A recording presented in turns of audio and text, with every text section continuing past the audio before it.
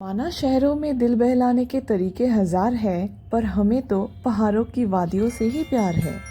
Hello guys, daily life अड्डा में आपका फिर से स्वागत है और इस बार मैं आप सब लोग को लेके चली जा रही हूँ डूअर्स के टूर में। जी हाँ, मैं गई थी डूअर्स में और मुझे कितनी सारी इनक्रेडिबल ब्यूटी मिली वहाँ पे देख। मैं वो सब आपके साथ शेयर करूँगी इस ब्लॉग में, और साथ ही मैं कैसे ट्रैवल की, वहाँ पे कहाँ पे स्टे किया था, कॉस्ट क्या था, टोटल ओवरऑल कितना एक्सपेंस हो सकता है, सारे इन डिटेल्स स्पॉट्स डिटेल्स के साथ आपके साथ मैं इस ब्लॉग में शेयर करूँगी। तो बिना स्किप किए चलिए मेरे साथ घूमने डूअर्स के टूर में। तो मैं हावड़ा होकर एस्प्लैनेड जा रही थी। जी हाँ, मैं रेलवे स्टेशन नहीं जा रही थी क्योंकि मैं ट्रेन से ट्रैवल करने नहीं वाली थी। हम लोगों ने बुक किया था एक्सप्रेस लाइन का बस, और वो बस कितना ही खूबसूरत था और साथ ही क्या प्रिविलेजेस मुझे मिले थे, सब कुछ आपको दिखाने और शेयर करने के लिए ये ब्लॉग मैंने आप लोगों के लिए खास बनाया है। तो देखिए, ये वेबसाइट लिंक दिया हुआ है, उसके थ्रू आप सीधा आपके लिए मन पसंदीदा सीट को आप बुक कर सकते हैं। और ये मैं इसलिए स्पेसिफाई कर रही हूँ क्योंकि यहाँ पे जैसा कि आप देख सकते हैं 2 फ्लोर्स हैं, तो फर्स्ट फ्लोर और सेकंड फ्लोर में प्राइस का बहुत ही अंतर है क्योंकि फैसिलिटीज़ भी अलग है।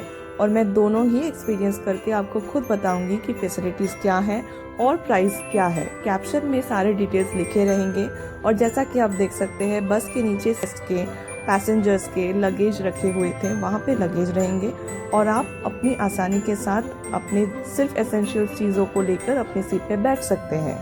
तो हमने जाने के वक्त बुक किया था सेकंड फ्लोर, और सेकंड फ्लोर में सुविधाएं देखिए तो आपको लगेगा जैसे कि कोई कमरा मिल गया है आपको। पर्सनल कर्टेन से लेकर शू रैक, और वहाँ से लेकर सिर्फ और सिर्फ आपके लिए असाइंड चार्जर पॉइंट, वाईफाई तक सुविधा दी गई है। और सबसे बढ़िया बात, आप ये कर्टेन अगर डाल दो तो आप पूरे के पूरे बाहर की दुनिया से डिस्कनेक्टेड हो। जी हाँ, बस में क्या चल रहा है, क्या हो रहा है, कुछ परवाह नहीं, आप अपने दुनिया में मस्त मगन रहिए। और सबसे बढ़िया बात, जैसे कि आप देख सकते हैं, पूरा का पूरा आपके लिए सोने की सुविधा भी है, तो अच्छी नींद आएगी। Travelling point was really great, और साथ ही इनके साथ हमें मिल गया था कम्प्लीमेंट्री फूड, जिसमें केक, बिस्किट, सॉफ्ट राइस का पैकेट। तो बहुत मज़ा आया।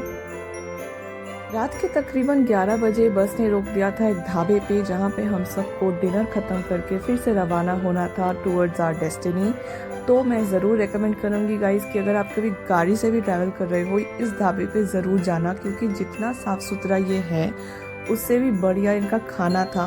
तो seriously it's very much recommended. पर हमें लगा कि स्टॉपेज टाइम थोड़ा और ज़्यादा हो सकता था, क्योंकि 20 मिनट में खाना ऑर्डर करके फिर उसको खाना इतना भी जल्दी नहीं हो सकता किसी इंसान के लिए। क्या बोलते हैं आप?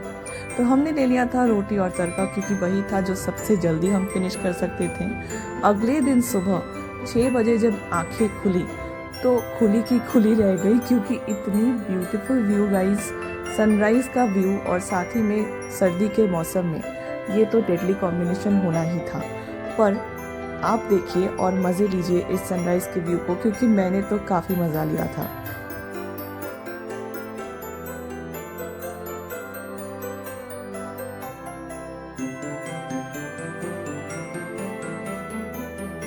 ब्रिज पे उतरते ही चाय पीकर दिन की शुरुआत की, और सुबह के 7 बजे कितनी बिजी थी ये शहर, जैसा कि आप देख रहे हैं। और तेंजिंग नॉर्गे बस स्टैंड में ये बस हमको उतार देगा।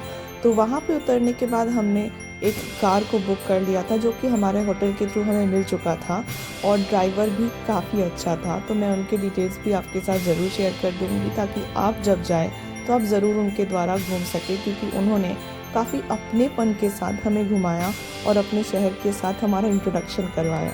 रास्ते में इतनी खूबसूरती और इतना दिलो जान लग रहा था, क्योंकि हर तरफ देखो तो बस नीला ही नीला आसमां था, और दूर से वादियाँ झांक रही थी और हमें जैसे बुला रही थी अपने पास। स्टॉपेज लेके हमने एक टी पॉइंट में जाकर सोचा कि वहाँ पे थोड़ा चाय पी लेंगे, पर वहाँ पे हमको चाय तो नहीं मिली, पर ये ज़बरदस्त व्यू हमको ज़रूर मिल गई और हमने फोटोग्राफी स्टार्ट कर दी। दोस्तों, मैंने जब कहा कि ड्राइवर ने हमारे साथ उनके जगह की इंट्रोडक्शन करा दी, इससे आई मेंट कि हर जगह पे अपनी एक इतिहास होती है। और सच ही, अगर आप वहाँ पे जाके वहाँ की इतिहास को ही ना जानो तो आपने खाक पहचाना उस शहर को, क्योंकि हर एक जगह की खूबसूरती सिर्फ वहाँ पे नेचुरल व्यू से नहीं होती है। मेरा मानना है कि उनकी खूबसूरती उनकी ऐतिहासिक कहानी से भी होती है। रास्ते में स्टॉपेज लेकर हमने कर लिया अपना ब्रेकफास्ट, और पहाड़ों में जाकर मोमो और मैगी का स्वाद नहीं लिया तो क्या ही कर लिया। तो मोमो के साथ थोड़ा टोस्ट बनता ही था, क्योंकि भूख बहुत लगी थी।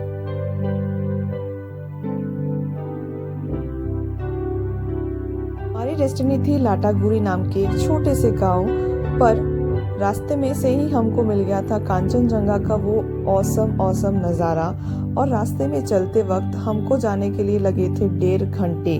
पर मुझे ऐसा महसूस हो रहा था कि मंजिल से भी खूबसूरत हमारा सफ़र था। और क्या एंजॉय किया हमने जाते जाते। तो डेट में रिजॉर्ट की सारी डिटेल्स भी मैं आपको शेयर करूंगी अपने अगले ब्लॉग में। पर फिलहाल देखते हैं कि कमरा कितना अच्छा था। और गाइज, ये होटल मैं ज़रूर रेकमेंड करूंगी, क्योंकि यहाँ पे क्लीनलीनेस, टाइडीनेस और बिहेवियर बहुत अच्छे से मेंटेन किया गया था। तो इट्स रियली गुड। आप भी अगर जाए तो आप यहाँ पे ज़रूर स्टे कीजिएगा। तो है हमारे अगले व्लॉग में, जहाँ पे मैं आपको लेके जाऊंगी कि कहाँ कहाँ मैं स्पॉट्स में घूमी और कौन से स्पॉट्स आप बिल्कुल मिस नहीं कर सकते जब आप जाएंगे डूअर्स। तो stay tuned and see you again very soon. अलविदा गाइज।